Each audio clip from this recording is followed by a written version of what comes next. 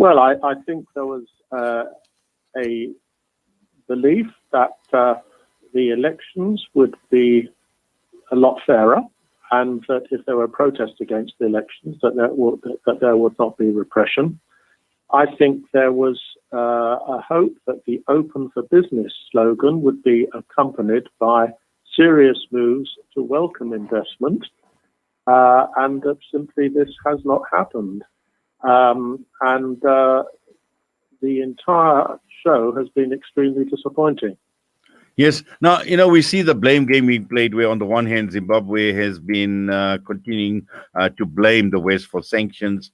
And on the other side, on the flip side, at the end of the day, the world has not been impressed. And again, because of the mismanagement of economy, corruption, the human rights issue is a major problem. So at this point in time, there doesn't seem to be any convincing argument to get Zimbabwe out of the doldrums. No, I don't think there has. I mean, what we've seen with the whole sanctions business is the US saying that they're sticking to their sanctions on the individuals who are deemed to have been party to the suppression of human rights. The EU has similarly not really moved, and simply Zimbabwe goes on blaming the whole economic mess in Zimbabwe upon sanctions. And really, until there is some movement on this issue, and that I think really has to come from Zimbabwe first, this is not going to finish. There is a paralysis in relations with the West, and I don't think that the West is in a hurry to change that. They're going to say that the individuals are still in positions of influence, and that this has to be end. The problem for Mnangagwa is that the regime has been blaming sanctions for the economic crisis for so long, it's very difficult for them to change. But also, Prof, looking at another player, and that is China, and we know China has a huge interest in Africa in general, looking at Africa and its resources, and also looking at an expansion drive into Africa. And Zimbabwe was one of the countries that has been identified. Now, just your thoughts on China and its involvement as far as Africa is concerned, as Zimbabwe is concerned, and also at the same time begging the question that has Zimbabwe impressed China sufficiently to give the Chinese confidence in Zimbabwe? No, there hasn't. I mean, the so-called Look East policy was one of the big hopes of the regime, that it would provide an alternative for economic revival to the West. But in fact, this happened. I mean, the point is that that China is a major player now in Africa. They don't expect local regimes to start bargaining with them and laying down harsh conditions. And Zimbabwe tried to implement a 51% indigenization decree. But I think more than that is that China expects local regimes to actually help development when they put investment and aid in. And Zimbabwe simply hasn't done that.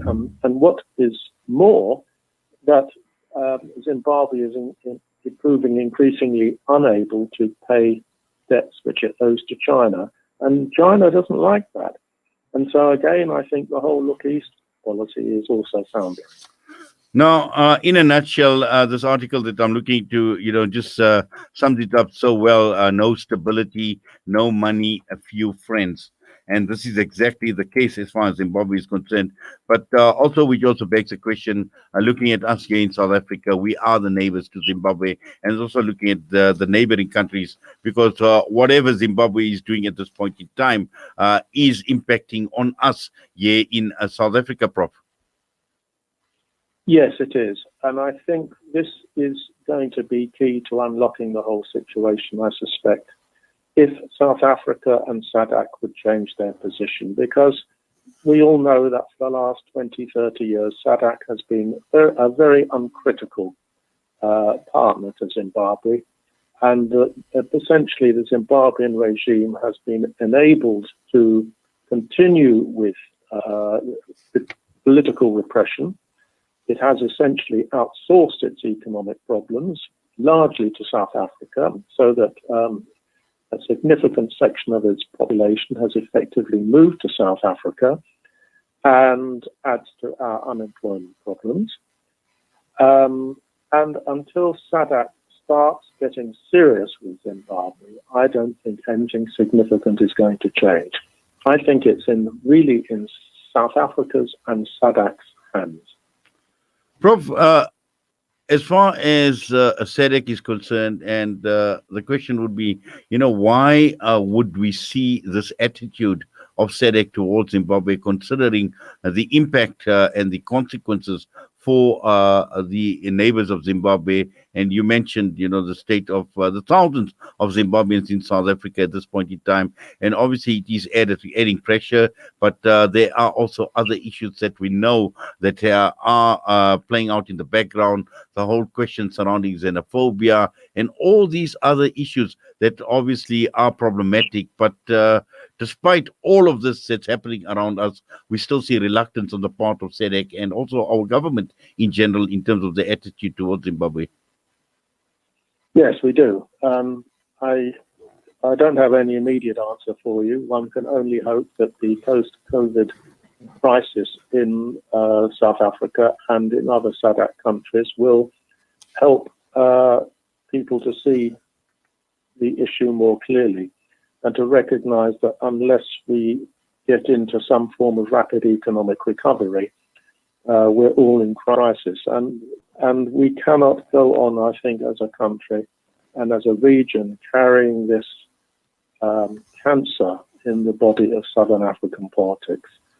Zimbabwe can be moved if people are prepared to twist arms. But that willingness has simply not been there. We need a political will to change things, and that means getting away from liberation movement under critical solidarity. Well, Prof, thank you very much for that and for your time with us this morning on News and Views on Solar Media. We wish you well. Please take care. Thank you. Professor Roger Southall joining us this morning, Professor of Sociology at the University of Witwatersrand. Osman's Taj Mahal Spice and Rice. For over 80 years, Osman's Taj Mahal have been perfecting the art of the perfect blend of spices, pure, aromatic, and well-seasoned. Spices to tantalize your taste.